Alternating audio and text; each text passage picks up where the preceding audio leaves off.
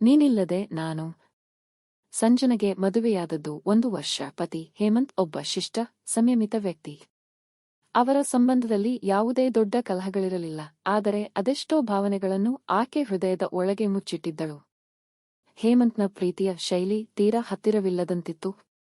ಆತ ಕಾಳಜಿ ತೋರುತ್ತಿದ್ದ, ಆದರೆ ಆಕೆಗೆ ಬೇಕಾದ ಉಗಮ ಅದರಷ್ಟು ತೀವ್ರತೆಯ ಪ್ರೀತಿ ತೋರಿಸಲಿಲ್ಲ.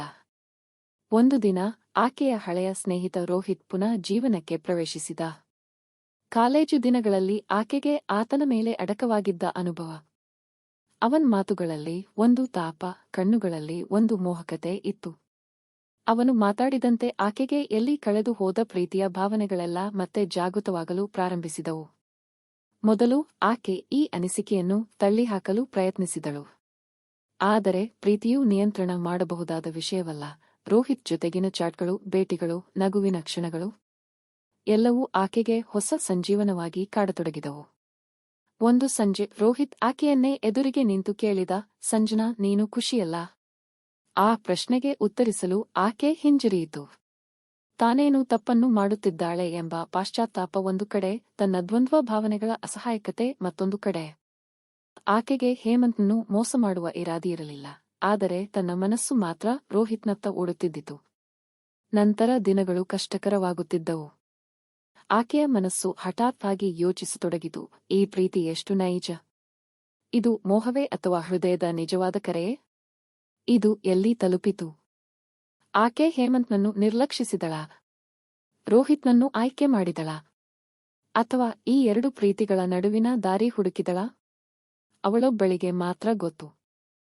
ಆಕೆಯ ಕಣ್ಣೀರು, ಆಕೆಯ ತಾಳ್ಮೆ, ಆಕೆಯ ಹೃದಯದ ನಿಜವಾದ ಇಚ್ಛೆ. ನೀನಿಲ್ಲದೆ ನಾನು. ಮುಂದುವರಿಕೆ. ಸಂಜನಾ ತನ್ನ ಭಾವನೆಗಳ ಅರ್ಥ ಹುಡುಕಲು ಶ್ರಮಿಸುತ್ತಿದ್ದಳು.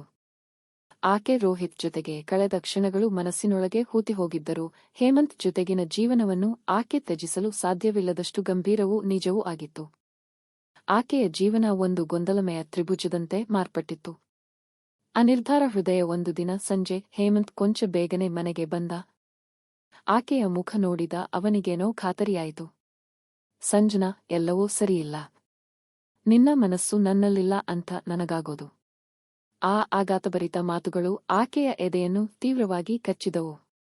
ಹೇಮಂತ್ ಪ್ರೀತಿಸುತ್ತಿದ್ದ, ಆದರೆ ತನ್ನ ಪ್ರೀತಿಯನ್ನು ಸೂಕ್ಷ್ಮವಾಗಿ ವ್ಯಕ್ತಪಡಿಸಲು ಸಾಧ್ಯವಿಲ್ಲದ ವ್ಯಕ್ತಿ. ಆತ ತನ್ನ ಕಷ್ಟವನ್ನು ಹೇಳಿಕೊಳ್ಳುವವನಲ್ಲ, ಆದರೆ ಅಕಸ್ಮಾತ್ ಮಾತಿನಲ್ಲಿ ಆ ನೋವು ಹೊರಬಿದ್ದಿತು. ಆಕೆಯ ಕಣ್ಣು ತುಂಬಿತು. ನಾನು ಹೇಳಲು ಪ್ರಯತ್ನಿಸುತ್ತಿದ್ದೆ. ಹೇಮಂತ್ ತಾಳ್ಮೆಯಿಂದ ನೋಡಿದ. ನನಗೆ ನಿನ್ನ ಮೌನವೇ ಬಹಳ ಹೊತ್ತಿನಿಂದಲಿಯೇ ಉತ್ತರ ಕೊಡ್ತವಿದ್ರು ಸಂಜನಾ. ಅವಳೊಂದು ನಿರ್ಧಾರ. ಆ ರಾತ್ರಿ ಸಂಜನಾ ಎದ್ದು ಕುಳಿತಳು. ತನ್ನ ಭಾವನೆಗಳಿಗೆ ಸ್ವಲ್ಪ ಗಾಢವಾಗಿ ಪರಾಮರ್ಶೆ ಮಾಡಿತು. ಆಕೆಗೆ ರೋಹಿತ್ ಒಬ್ಬ ತೀವ್ರ ಭಾವನೆಗಳನ್ನು ನೀಡಿದವನು, ಹೃದಯವನ್ನು ತಟ್ಟಿದವನು.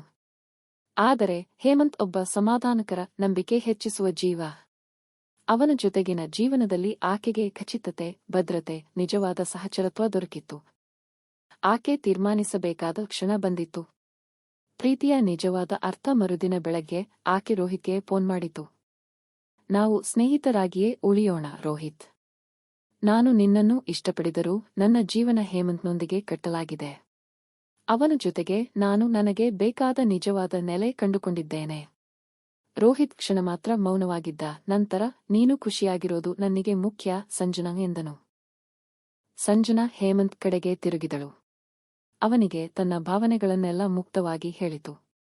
ಅವನು ಒಂದೇ ನಗು ತೋರುವಷ್ಟರಲ್ಲಿ ಆಕೆಯ ಕಣ್ಣೀರು ಹರಿಯಿತು.